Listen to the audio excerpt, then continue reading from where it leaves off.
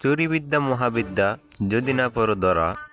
আজকাল এআই যেরকম বুদ্ধিমান হয়ে উঠেছে, ঠিক চোরেরাও এরকম বুদ্ধিমান হয়ে উঠেছে। আর আজকে আমি আপনাদেরকে দেখাতে যাচ্ছি কিছু বেকুফ আর অদ্ভুত চোরের ঘটনা। তাহলে শুরু করা যাক। এই দাদাবাবু আর বৌদি একদম পরিকল্পনা নিয়ে আসছে এই বাইকটি চুরি করার জন্য। তারপর আর কি, দাদাবাবু তার হাতের ম্যাজিক দিয়ে বাইকের লক খুলে ফেলে। তারপর আর কি, দাদাবাবু তো চলেই গেলেন। এদিক বৌদি তো বাইকের স্টার্টই করতে পারছেন না। কিছুক্ষণ পর একটি লোক ভিতর থেকে এসে বাইক বিচাচ্ছে। উনি না দেখতে পেয়ে আবার ঘরের ভিতরে চলে যায়।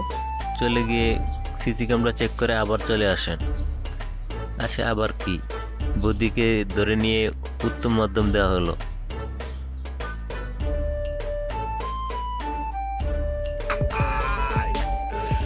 Hola, Carlos. Hello.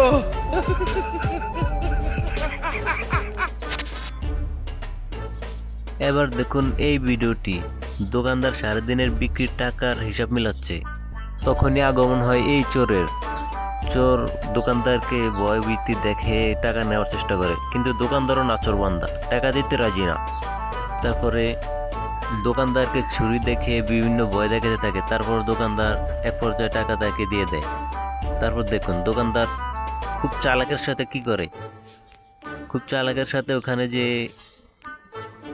দোকানের যেই শাটারটা আছে শাটারটা লাগিয়ে দেয়। একেই বলে নিজের হাতে নিজে কুড়াল মারা। চোর বাবাজি তো যত ধরনের চেষ্টা আছে সব ধরনের চেষ্টা চালিয়ে যাচ্ছে, কিন্তু চোর তো বের হতে পারছে না।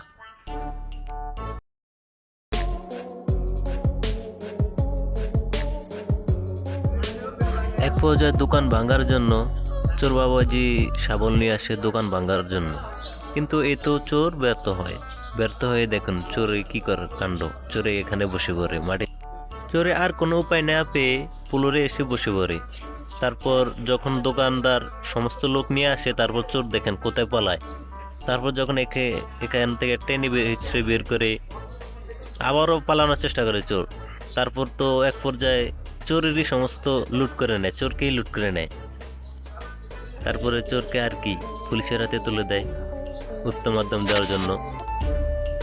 তো গাইস, আপনারা যদি এই ধরনের চোরের বেকুব চোরের ঘটনা আরও দেখতে চান, তাহলে আপনারা চ্যানেলটি একটি লাইক করে চ্যানেলটি সাবস্ক্রাইব করে দিবেন, আর কমেন্টে জানিয়ে যাবেন কিরম হয়েছে।